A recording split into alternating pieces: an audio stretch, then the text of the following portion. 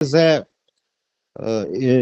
qenë të informuar edhe kancelarit perëndimore për sulmin parafrakisht nga ana e kryeministit Izraelit, por çuditërisht reagimi i gjithëve është që duhet të ketë vetë përmbajtje dhe nuk ka dënim thëmë drejtën kështu të këtij sulmi, po kërkohet përmbajtje si çdo herë kështu kur kemi të bëjmë me forca me vende ose shtete që kanë fuqi dhe mund të them dënimi është i zbet.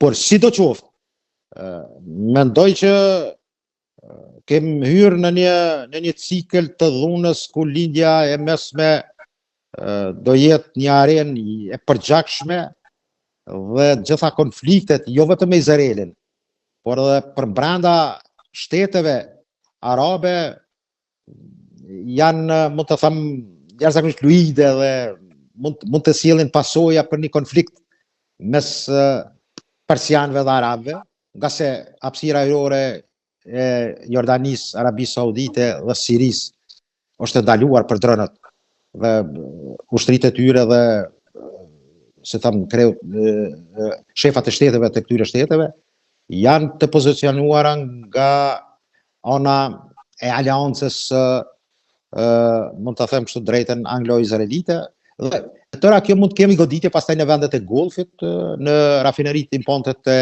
prodhimit të naftës, ku dhe pastaj mund të mbyllet edhe ngushtica e Hormusit, ku 40% e tregtisë së naftës kalon përmes kësaj ngushtice.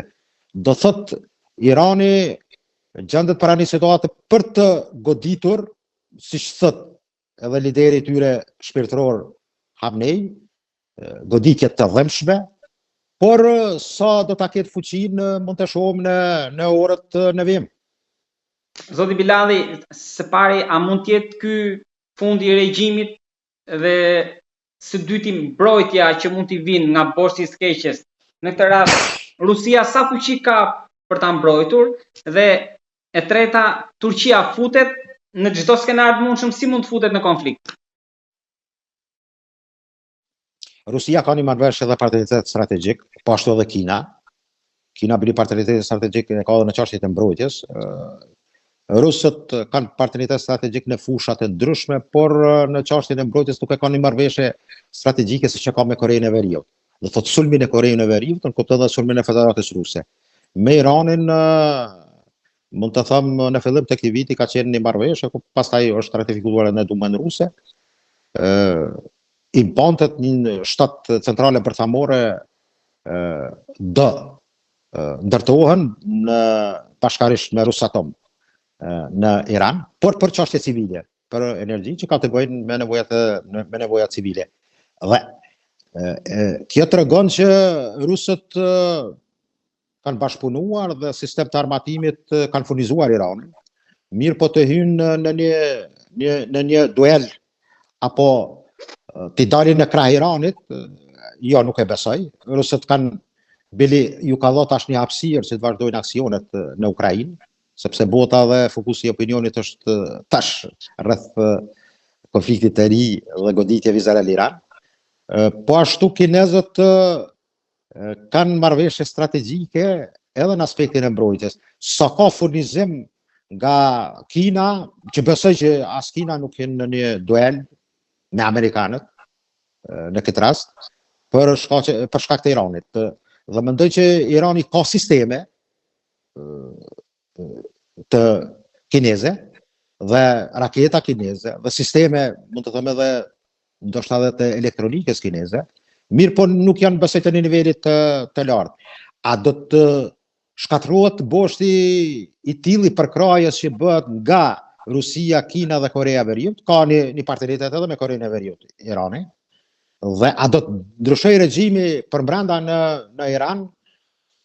Ta marrë një formë si të Sirisë, nuk e besoj, sepse mobilizimi i popullatës me këto sulme mund të jetë edhe produktiv për Hamnej dhe elitën teologjike në Iran. Mirë po, pa komsori nuk arrihet dhe komsoria nuk e besoj që do hynë në Iran. Irani është një shtet jashtëzakonisht me territor bukur të madh. dhe me pozicionim gjeografik dhe relief që është vështirë, Kobësoria e çfarë do fuqie të bëj invazion, thëmë kështu, me infanteri, por goditjet do t'jenë, po thëmë, në gjithë këtë periudhë, si që thash, planifikon, si sot një zyrtar izraelit, 2 javore. Dhe në të 2 javë do thot, po që se kemi, mund të thëmë, ekspedita të sulmeve të pandalshme, atëherë Irani mund të kapitulloj, por potenciali i forcave iraniane bile është një liber jashtëzakonisht i mirë që kam hasur të ditë e fundit rreth luftave të Pentagonit. Është një autor i shkëlqyshëm i cili thotë që gjitha kjo mund të bëhet të pengohet Irani brenda për 2-3 vite, jo më gjatë. Sepse ai paraqet që është një popull që ka një traditë dhe ka dietar të fuqishëm, meqense goditja u bë ndaj 2 shkencëtarëve të atomik, të fizikës atomike, janë goditur 2 shkencëtarë në banesat e tyre private. Dhe kuptohet edhe generali dhe udhëheci i Gardës revolucionare, dipshefi i armatës, i generalshtabit të armatës së Iranit, sepse Irani ka një rregullim të brendshëm paralel, mund të them, të forcave të ushtrisë dhe të Gardës revolucionare, që do thotë në përgjithësi përbëjnë diku 600.000 forca. Mirë po, urdhri që ka dhënë Hamnei ka qenë që ju është dhënë sinjal forcave të operatives që në orët e vijim të fillojnë goditjet. Çfarë potenciali i këtyre goditjeve do jetë Fatahnishi apo dyshi, armë hipersonike, që është drejtën me thonë është problem që të ndalet nga kupola e artë, kupola mbrojtëse e hekut e Izraelit. Do jetë jashtëzakonisht, mund të them, një evolim i një situate që mund të them në orët e vijim mund të jetë ose në mbrëmjen që e kem para, do jetë jashtëzakonisht e vështirë. Po që se nuk ka një farë dakordancë s'po hine në konspiracion, që të jetë një goditje në masë, si nga pala izraelite, po ashtu edhe iraniane. Edhe për Turqinë diçka ju lutem. Po. Ju lutem edhe diçka për Turqinë. Roli i Turqisë në gjithë të mes. Po thëmë drejtën heshtje, Turqia ka, sepse raportet me Iranin të Turqisë gjatë dekadave të tëra nuk kanë qenë stabile. Edhe pse Turqia ka përfitu nga sankcionet, sa është i shtetë dhe thot Irani që ka sanksioni bukur kohë gjatë. Dhe me burimet e energjisë, gazet dhe naftës, Turqia ka përfitu. Mund të thëmë me atë që ka nifet si pasurien e energjisë. Dhe mendoj që Turqia po e ruan, si të them, një raport ku nuk është e kënaqur me atë që po ndodh në këtë teren, mirë po aleancë dhe ndihmë ndaj Iranit nuk jap. Nga se e ka, mund të them, një pakt, një lidhje me amerikanët që në Siri të jetë bizotrus dhe sfera tjera të interesit dhe nuk ka involvim. Mendoj që Turqia rreth Iranit, edhe pse ka probleme të natyrave të ndryshme, ka kujdes që në këtë rast të jetë neutrale dhe ruan interesat e veta dhe pozicionin e vet në gjeopolitikën botërore, mund të them qoftë në Azinë qendrore, në vendet turkofolse, pastaj në Azerbajxhanin, që ka një partneritet strategjik, por edhe në pjesën veriore të Afrikës. Dhe kuptohet me kulminacionin që ka arritur për Sirin.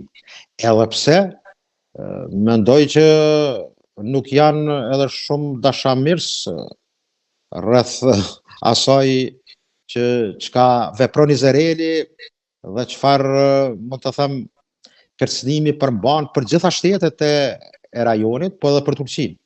Mirë po, mendoj që lidhja dhe korrespondenca Erdogan-Trump e ka, mund të them, një limit të koordinimit që i jep hise Turqisë për zonat e ndryshme, për të mos u përfshirë në aleancën eventuale, që unë mendoj që aleancë të tillë mes shiave dhe sunive sot është problem të arrijet. Shumë është problem. Këtë ki edhe në vendet e golfit. Mirë po, mund të psojnë të vende nga goditjet, sepse mund të them raketet ballistike Irani nuk është do si do, dhe mund të shkaktoj probleme në impaktet e rafinerive edhe në Arabi Saudite, edhe në Katar, edhe në Bahrain, po ashtu edhe në Kuvajt. Dhe mendoj që kemi një situatë të paparashikueshme. Mendoj atë fjalin që po që se humbin ne edhe të tjerët, Netanyahu e ka shprehur, meqense thotë ne nuk do të humbim, ai ka atë vetbesimin. Por është një situatë, mund të them, ndonjëherë njeriu mendon po që se nuk ka ndonjë konspiracion të nivelit të goditjes së kufizuar, mund të jetë një rezultat 50-50. Por mendoj që fuqia e Izraelit dhe amerikane kësaj radhe goditjen ndaj Iranit droj që do ta kenë një lavrim kështu të bazave iraniane. Por për të dalë te Turqia është playmakeri, mund të them, i shumë situatave dhe besoj që do ketë kujdes në veprimet e ardhshme. Zoti Bilalli, faleminderit shumë për bisedën. Ishte kënaqësi, zoti Valla. Faleminderit shumë edhe nga ju. Kaloni mirë.